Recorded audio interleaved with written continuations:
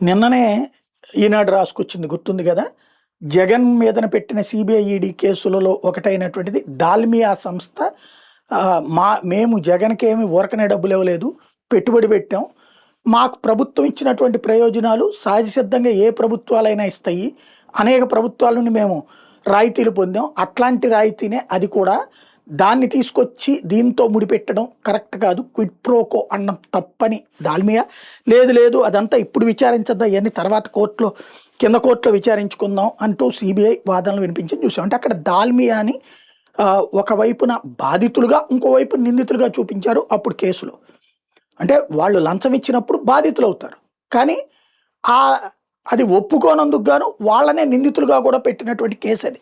ఇప్పుడు అదే దాల్మియా కంపెనీకి సంబంధించి కడప జిల్లాలో ప్రోగ్రామ్కి లోకేష్ గారు వెళ్ళి వాళ్ళతో కలుస్తారు. అంటే ఇక్కడ వ్యాపారాల్ని వ్యాపారాల్లాగా సాగనిస్తే బాగానే ఉంటుంది, కానీ జగన్ విషయంలో వ్యాపారాల్ని వివాదాలుగా మార్చి వ్యాపారాలలో పెట్టిన పెట్టుబడుల్నే వివాదం కిందన మలిచినటువంటి సంఘటనకి సజీవ సాక్ష్యం ఈ ఉదంతాలు.